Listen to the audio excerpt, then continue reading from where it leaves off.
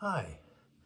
Earlier on it was mentioned about the old drill hole in Cowine. In my early teens, along with many others, I joined the Army Cadet Force too, and I was there, I think it was about 3 years or so, and this is where we went. This was the admin office, you went through there, then there were swing doors, you went into the drill hole. But down the bottom of the drill hole there was another door. You went through that and there was a shooting range in the back. That was for the .22 rifles, which all the lads really enjoyed. We've got a gun, we'll get a shot at fire and see what they're like. Well, a .22 is it's only a small bullet, so to speak. It's about an inch long, something like that. Although it made a bit of a bang, that sort of stuff, but it was great for target shooting. And that's what we did in there for quite a while. There were 2 platoons in there, Alpha and Bravo. I had 1 platoon, and in each platoon there was maybe 20, 30 lads in each platoon, so to speak. So it was good for competition, if you know what I mean. But we all really enjoyed it. Of course, the whole idea of this was to try and get you interested in what the Argylls did, because they actually paid for all this at the end of the day. That was then. The idea was to, when you get you to believe in the Argylls, get you to join up the army later on or whatever, preferably the Argylls. But anyway, we got all that. Drilling, maintenance on rifles. What was the old one? The Enfield. I'm not want to get mixed up with a motorbike, but I'm sure that's what it was. And the old SLR came in after that. But anyway, it was all drilling regarding that. How to maintain them, lubricate them. They had all sorts, the Bren gun, the Sten gun, all different types. But it was really fun to know. Plus the fact it kept us off the streets and getting into bother. But we'd be in there for about 2.5 hours, something like that. And then we'd leave to the following week, so to speak. And we all made our way from there down Vicar Street, and we'd come to this place here, you know, the Railway Taff.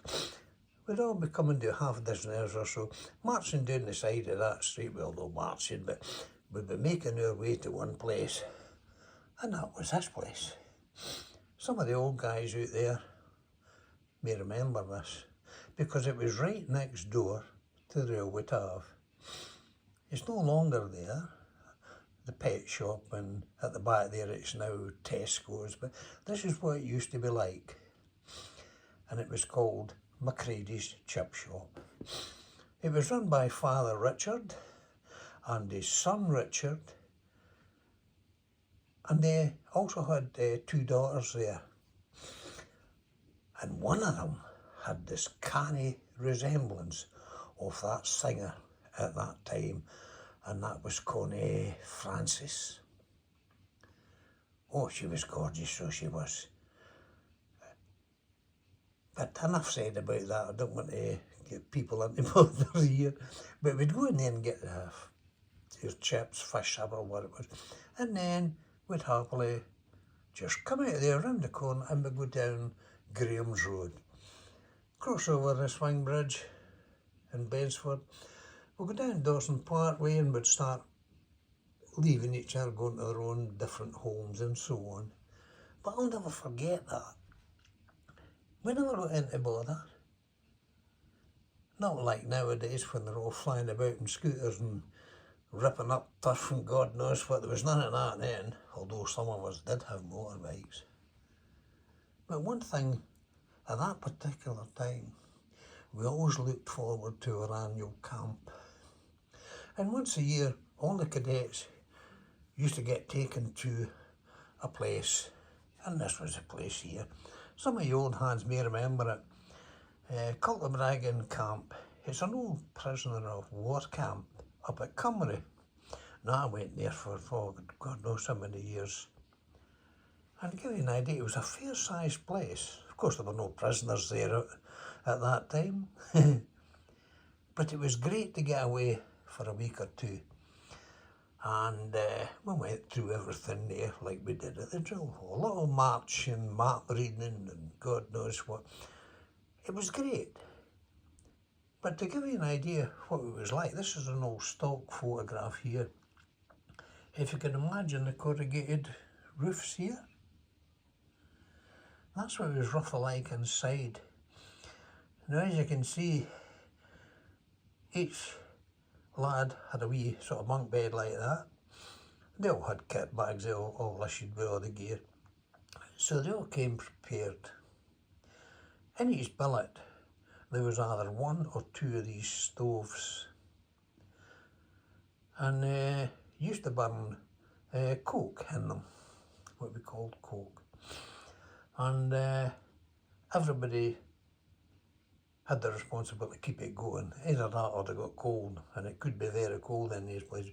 But anyway, it was usually nice and warm in there at nights. But if you can imagine, that's only a fraction of lads in this photo. But if you can imagine 20, 30 lads all in a place like this, you can imagine what it'd be like. Down the back here, through the door, there'd be another wee section there, enough to get a bed in. That was it. That was for the chap in charge. Usually a sergeant or a corporal or something like that. He was ultimately responsible for everything that goes on in there. That's why he had a wee separate place.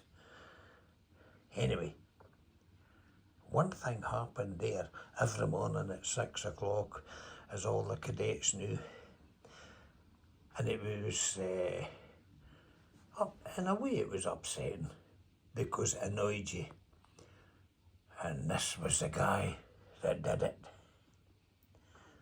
This guy used to come through the billets, dead on 6 o'clock every morning. And he'd have a corporal at the back of him.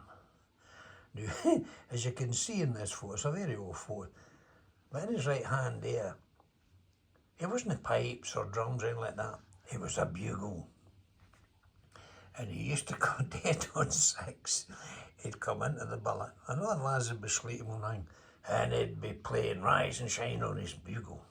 And at the back of him, the corporal would be shouting, "Rise and shine, get up, you've got 10 minutes to get ready, then it's breakfast. If you miss it, you get nothing."